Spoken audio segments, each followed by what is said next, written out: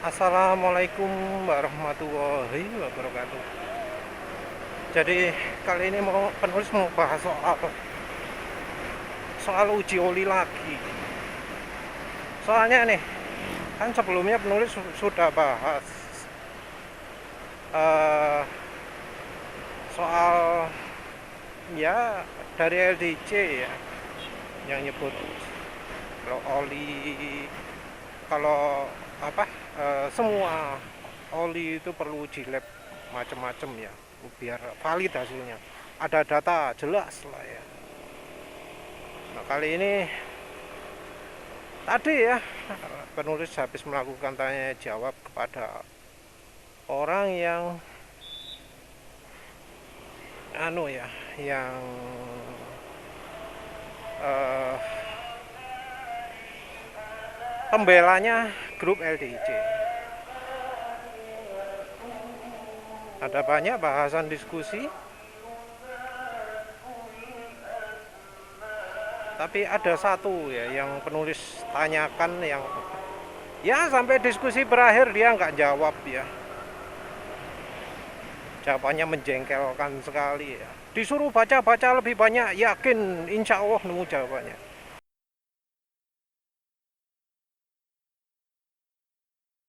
Dipikir penulis masih belum usaha kali ya. Penulis tanya itu karena penulis sudah usaha dan nggak nemu apa uji oli, apa uji pakai kopling basah, apa uji oli yang bisa menunjukkan oli tersebut baik untuk kopling basah. Ini penting karena kayaknya di grup LDIC itu anti ya, nyebut wes nggak usah ngereken jaso MA, oke lah. Tapi grup anda kan, grup LDIC ini kan katanya pakai data valid.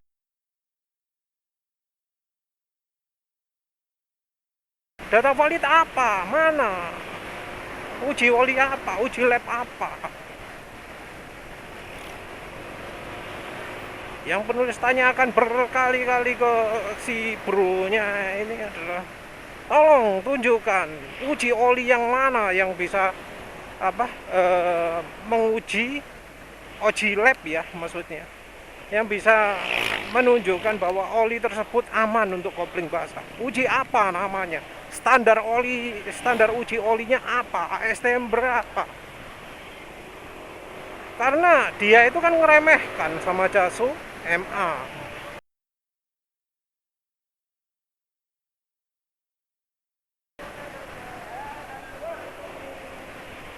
Padahal ya uji yang bisa menjawab hal itu justru dari jaso MA.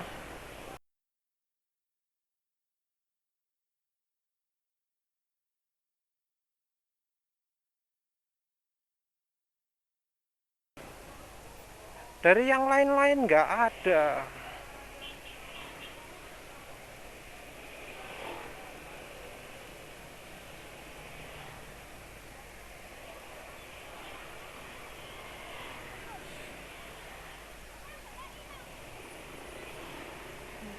Ya wis pokoknya jawabannya ngeseli lah. Wis pokoknya dia ngomong seakan-akan bijaksana tapi ya gak dijawab ngono loh.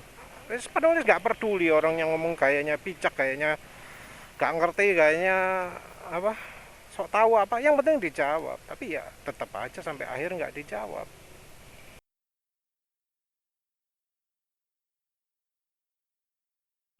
Dari bahasan diskusi ini ya,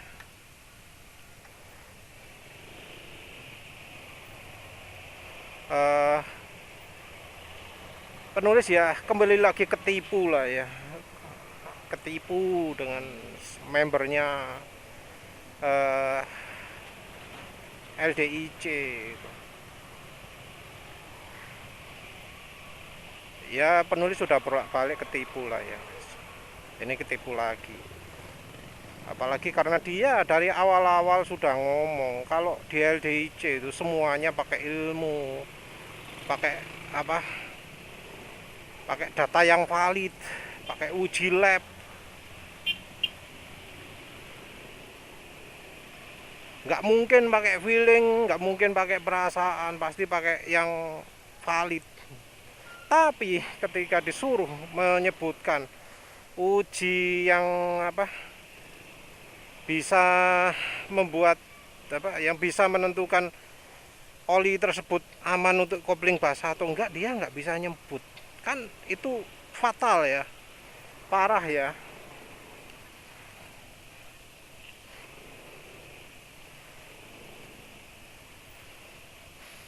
Kalau dia tahu, kalau dia ngomong semuanya pakai data valid, data lab, harusnya ya dia bisa ngomong uji apa yang mereka pakai untuk kopling basah, karena dia ngomong seakan-akan apa, uji jaso itu nggak nggak ada manfaatnya, yang pakai untuk Jepang tok.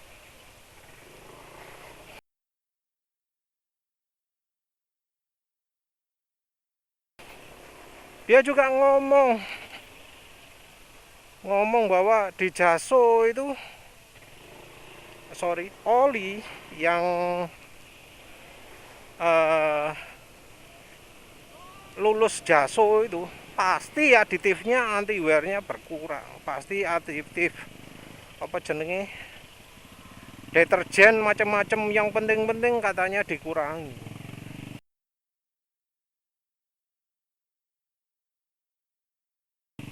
Tapi ya lagi-lagi ngomong tok, jeplak tok, gak ada bukti nih.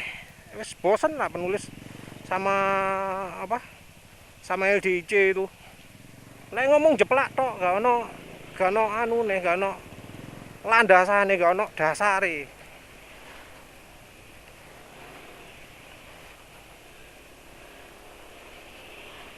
Ngomongnya apa namanya, eh eh, disuruh join grup pasti bisa nemu jawabannya. Is bohong. Penulis sudah berapa kali itu nyoba tanya, tanya ke grup, tanya ke seniornya. Emang penulis nggak kenal sama Rudi Cecep sama Sopo itu? Banyak ya apa, seniornya yang pasti kenal penulis juga, pasti kenal akun penulis di Facebook.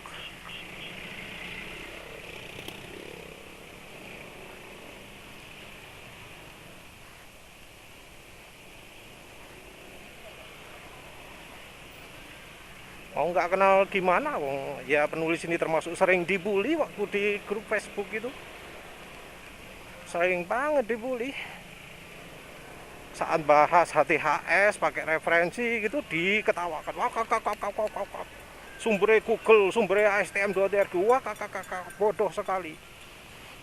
Kalau cari sumber yang referensinya yang tepat itu harusnya pakai buku ilmiah, bukunya tribologi. Tak carikan buku tribologi, tak kutipkan, saya dibantah hai. Pokoknya mau pakai referensi apapun ya, referensi dari dunia akademis sekalipun, kalau sudah masuk LDIC itu dibantah. Yang benar itu cuma suhu, yang benar itu cuma apa jenenge, yang senior. Ketika ditanya kepepet, dia ngambil langkah yang mustahil kita dapat. Misalnya, coba cari di perpustakaan kampus, pasti ada gitu ya. Contohnya yang paling penulis bosen, paling penulis benci itu ya, ketika harus dicecep, bro dicecep itu menyuruh penulis nyari di buku Perry.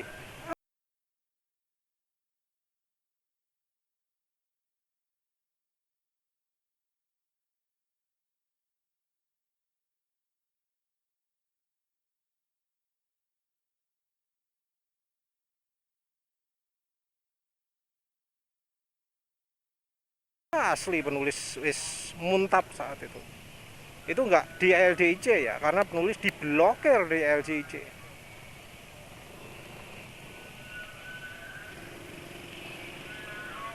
Diblokir di LDIC ya, nggak tahu penyebabnya apa, tapi diblokir. Disuruh di buku Perry, cari di buku Perry, tak cari beneran buku Perry, penulis nemu kopi offline edisi ke-7 buku Perry, Penulis cari yang katanya ada di buku Perry itu, dan ternyata nggak ada. Iya, kayak gitu itu parahnya grup LDIC, atau ya wis LDIC khusus spesial. Nulis nggak bisa gabung ke grup apa yang lain, namanya apa, HDEO, PCMO, Kaskus itu ya, nggak bisa penulis gabung.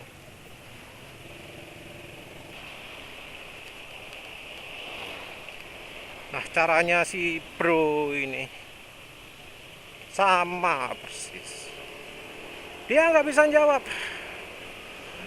Dia nyuruh penulis join ke grup pasti nemu, join ke grup pasti nemu. Penulis bilang diblokir, ya sampean diblokir gara-gara apa? Tapi kalau sampean join apa, cari di grup pasti nemu. Sembularis.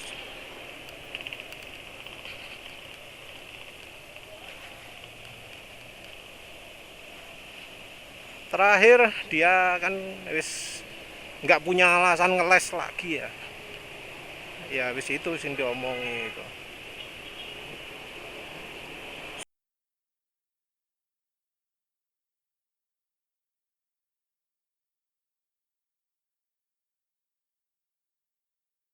Suruh lebih banyak baca-baca, pasti nemu jawabannya. Dia ngomong gitu seakan-akan ada jawabannya ya. Keminter lah wis, bikin jengkel. Dipikir penulis nggak nemu itu karena penulis malas cari, ya padahal penulis sudah cari dan nggak ada.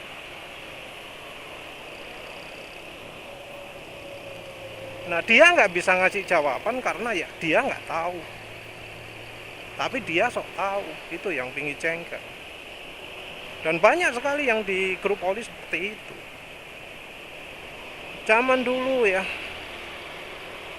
tahun lalu dan sebelumnya itu,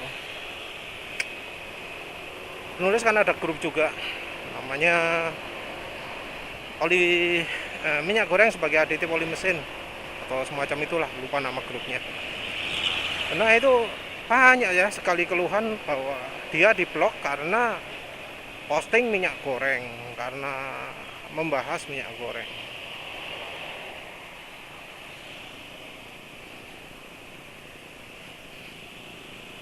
Nah itu wes, kalau sudah bahas soal itu di grup oli wes dijamin lah ya,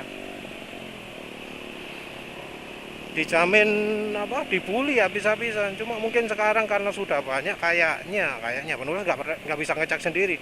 Ini cuma katanya si bronya ini ngomong, sekarang sudah banyak yang share soal minyak goreng.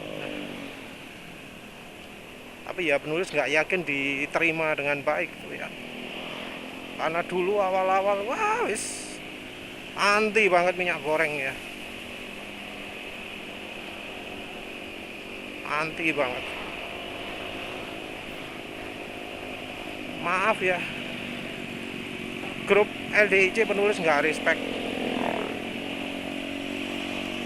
karena apa, sumber ilmunya nggak jelas. Kalau misalnya dia orang Islam, namanya sumber ilmu itu penting. Sampean ngomong nasnya dari mana, sumber ilmu itu harus diusahakan, dicari. Jangan ngomong tanpa dasar ya.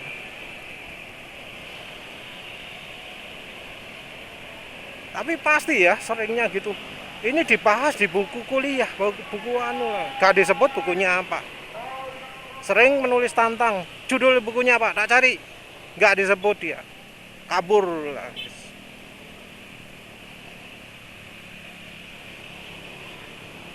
Bahasan-bahasan yang sok menggurui pun ya sumbernya ternyata ya dari testimoni juga, dari feeling juga, tapi mereka sering nggak mengakui. Ngomongnya dari penelitian oli. Tapi data yang di-share di penelitiannya itu apa? Ya cuma oli ini kandungan kalsiumnya segini, magnesiumnya segini, kandungan apa, molinya segini.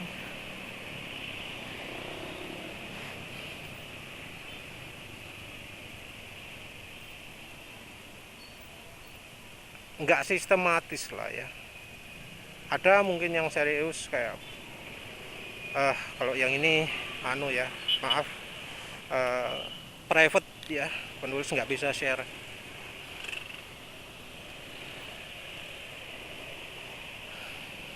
Yang jelas ada yang serius malah jadi keluar karena ya di LDIC itu kayak dijadikan senjata pemasaran, senjata penjualan oli lah ya.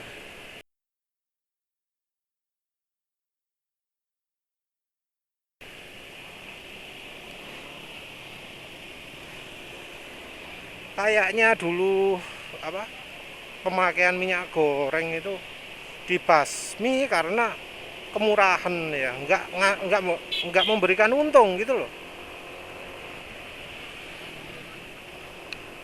Karena apa? Ya minyak goreng murah. Oli campur minyak goreng itu murah, apalagi sekarang rekomendasi penulis apa? Mesran SAE40. Kalau ternyata butuh kurang kenal, Mesran 20 W50. Entah apalagi yang lebih kental yang nggak tahu.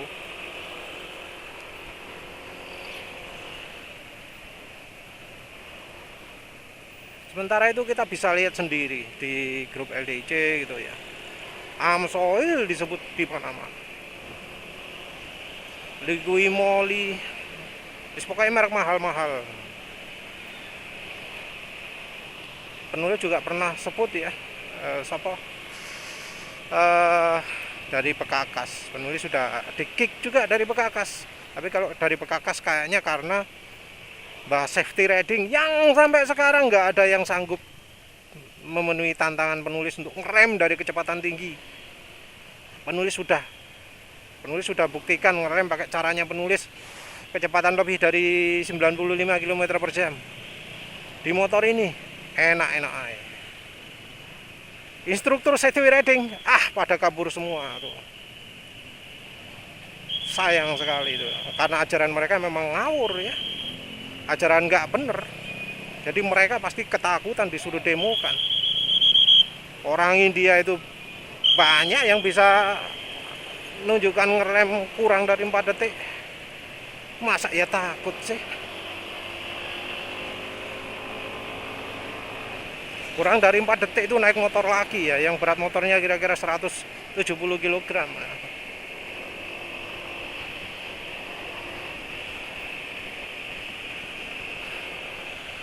Sama ya, Bro All William itu kalau ngasih rekomendasi ada ya, pernah bahas kenapa kok rekomendasinya oli mahal gitu ya. Sampeyan pengen oli bagus atau oli jelek gitu alasannya, kalau nggak salah gitu ya. Penulis lupa kata-kata tepatnya, kalau nemu lagi tak kutip ya lah.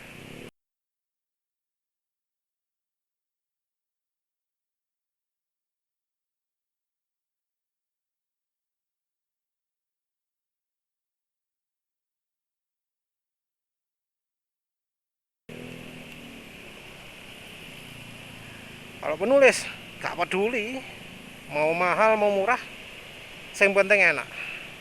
Dan untuk sementara ini skornya ya, oli mahal itu pada jelek-jelek semua. Tapi ya ini apa, oli red line-nya masih ngantri ya. Ini 1196. Mungkin ganti oli ya, waktunya ganti oli nanti. Kalau nanti malam sempat mungkin ganti oli ini, ganti oli ADNOC ya. Banyak yang minta prioritasnya ADNOC. Habisnya ADNOC apa ya, total kali ya, atau PTT, lupa lah.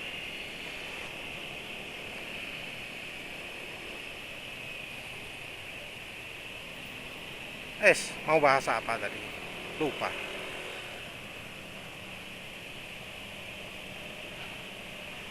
Mahal, oli mahal ya.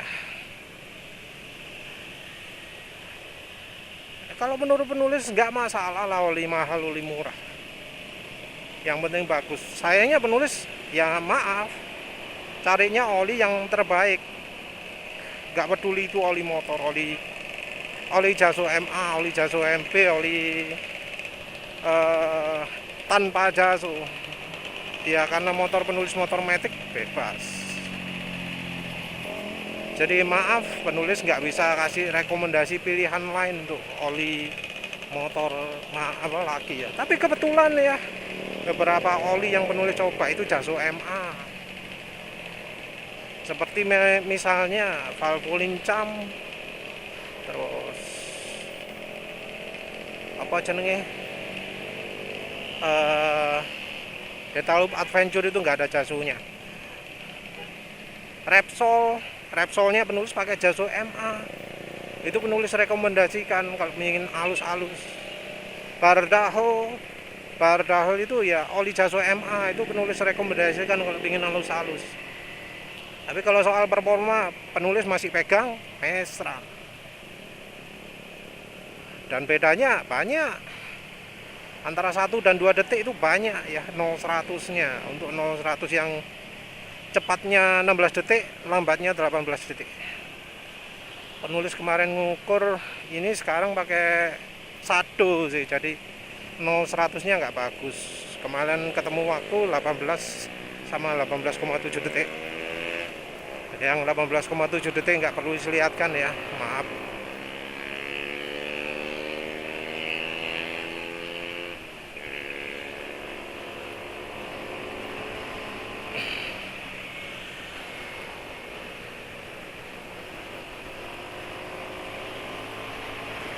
Yang jelas oli mahal itu nggak menjamin ya. Jadi kalau di LDIC itu kan banyak ya salesnya Amsoil. Oh, Amsoil gini, Amsoil gini. Penulis cari sengaja dari stok lama, nggak dari stok baru. Penulis sengaja cari yang NOS, new all stock.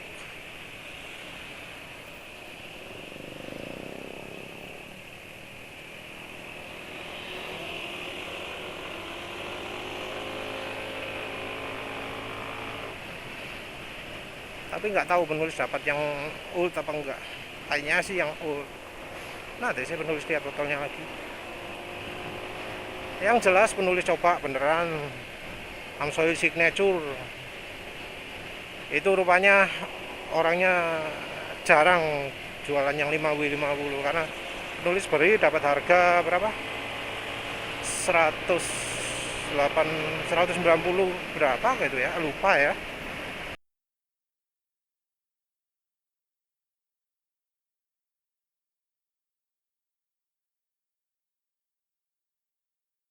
Terus habis penulis beli harganya sekarang naik ya 225 berapa gitu.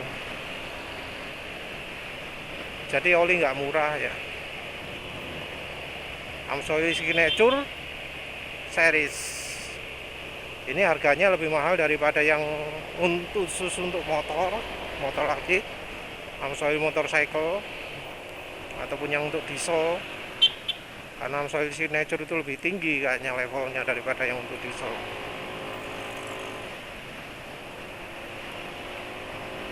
Yang jelas oli ini banyak disebut di LDIC, tapi apa jadinya? Kalau kasih jempol terbalik lah.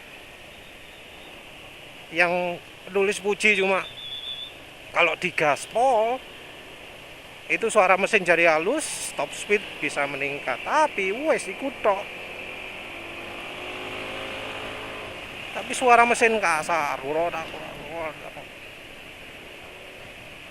jauh lebih kasar daripada Detaloops Adventure yang menurut penulis itu oli jelek juga. Lebih kasar daripada Valvoline Cam yang menurut penulis oli jelek juga. Sampai ketika penulis pakai oli ini Mesran Nesa M40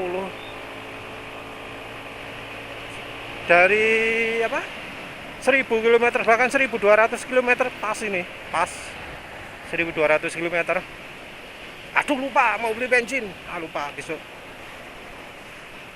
Pas 1200 km itu Menurut ini suara masih lebih halus daripada ketika pakai Amsoil ya.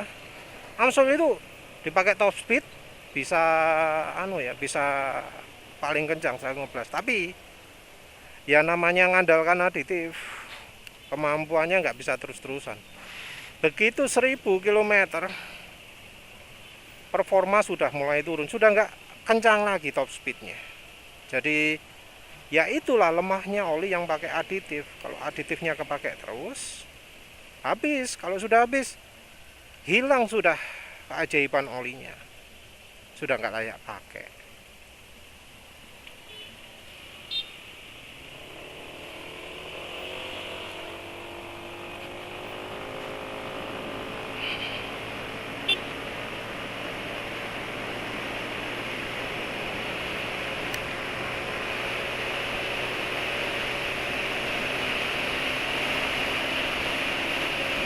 Nah ini lambat, lambat, lambat, lambat.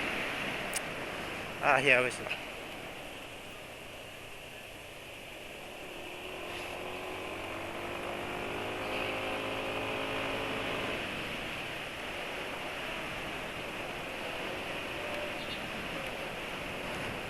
Ah balik lagi lah. Yang ya apa ya, LDIC itu kok rasanya ilmunya itu karena nggak ada landasannya, nggak ada dasarnya. Jadi kalau dia ngutip itu ngomong saya naik, tapi dia nggak buka buku ya, buku apa kayak buku kuliah lah, buku tribologi lah, dibuka jebrek blak, di screenshot jret, di posting gitu, nggak pernah ada kayak gitu. Dia kalau posting mesti ngomong tok, nggak ada sumber deh. Kalau ngasih link, ini loh lihat bahasan sebelumnya, wes gitu. Kalau ngasih petuah, dia ngasih apa kata-kata banyak gitu, tapi sama sekali tanpa sumber.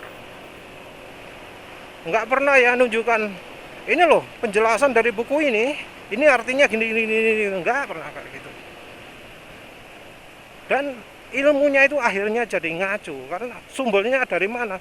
Karena sumbernya itu dari sales oli yang apa mengunggulkan keunggulan olinya, padahal ya nggak bener juga. Contoh kasus itu yang sering terutama itu adalah soal oli grup 1, 2, 3, PAO dan ester. Kalau tanya lah sekarang ya, penulis tahu terakhir tahu sih Olwan William posting kapan ya, kira-kira per awal tahun ini atau kapan lah, sebelum menulis diblokir ya. Penulis blokirnya ya waktu awal-awal buat video ya, penulis buat video bulan apa, Agustus kali. Nah wis pokoknya pertengahan tahun ini Bro Olwan William ini ngomong bahwa kalau bahan oli yang paling bagus full sintetik.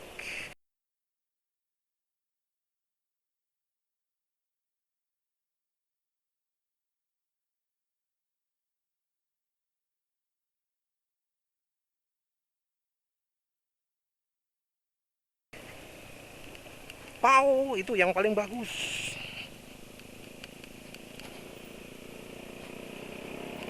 Mungkin ya kalau di grup oli kita dengar beberapa apa ya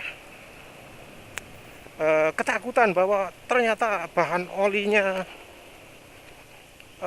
oli-oli yang dulu PAO sekarang nggak PAO lagi. Oke itu bagus, tapi mereka tahunya itu dari mana? Dari Bitok. Bob is the oil guy. Itu yang menurut mereka data valid. Padahal dari Bitok sendiri ambilnya dari mana? Dari safety data sheet. Tapi kalau penulis yang pakai safety data sheet, dianggap Google dok, apa namanya, sumbernya. Nggak diakui, nggak, walau itu data sheet dari website misalnya kayak Exxon, kayak apa, ya pokoknya website resmi lah, nggak diakui. Tapi PAO-nya sendiri ini masih tetap sampai sekarang dianggap yang terbaik. Penulis pernah coba membantah PAO itu bukan bahan yang terbaik. Penulis kasih sumber dari bahan apa? Dari Exxon Mobil ya, dari spreadsheet, bukan spreadsheet, dari file presentasinya Exxon Mobil. Ada beberapa kutipan, penulis lupa ngutip soal opo itu. Yang jelas, lubricity merupakan kelemahan. Kalau penulis pakai referensi dari akademis ya, misal dari universitas apa, entah itu lokal atau luar, pasti diabaikan. Oh nggak mungkin itu, PAO itu oli terbaik, katanya sales ini, katanya suhu ini, jualan oli ini. Pernah ya, ada yang sampai mempertaruhkan, saya ini jurusan teknik mesin, pernah diajari ini, saya ini. Penulis hampir sekakmat ya, saking kasihan dengan dia, karena dia ini membualnya terlalu berlebihan. Hampir sekakmat. Penulis soalnya punya kunci yang bisa betul-betul skakmat argumentasi dia saat itu. Tapi ya karena dia mempertaruhkan nyawanya untuk itu, ya penulis ngalah ya. Tapi yang jelas ya, untuk soal PAU grup 1, grup 2, grup 3 di LDIC itu punya pemikiran sendiri. Beda dengan misalnya kayak Noria. Dulu awal-awal ya, penulis itu disuruh cek Noria. Setelah penulis sering aktif menggunakan referensi Noria, mereka nganggap Noria itu website ecek-ecek.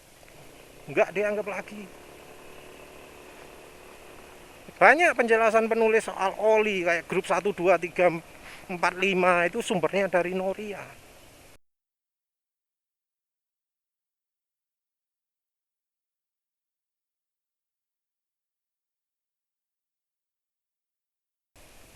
Di Noria itu jelas.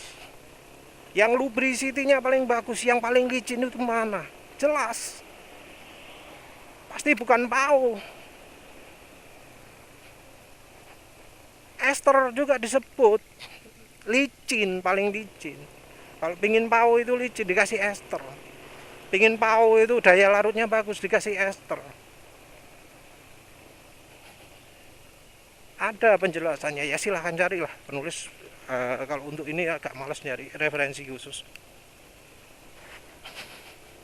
Di Noria ada keunggulan dan kelemahan masing-masing grup 1, 2, 3, 4, 5. Yang jelas lubricity itu adalah keunggulan dari ester. Sesudah ester itu baru grup 1. Daya larut juga gitu. Tapi ya inti dari penulis ngomong gini itu adalah, maaf, join ke LDIC itu nggak nambah ilmu. Maaf, join ke LDIC itu malah bikin sesat. Bukan, kalau kata-kata sesat sekarang konotasinya beda. Malah bikin salah ya. Kayak contoh engine flash dan macam-macam itu. Ya banyaklah pendapat penulis yang berseberangan dengan di LDIC itu. Yang terutama penulis mangkal itu apa? Ya minyak goreng itu loh. Karena penulis coba, terbukti bikin oli lebih awet. Tapi sama LDIC, namanya loh, long drain interval community. Tujuannya bikin oli awet. Tapi kok ditolak minyak goreng itu? Ya wis lah, gitu aja. Terima kasih udah menonton. Assalamualaikum warahmatullahi wabarakatuh.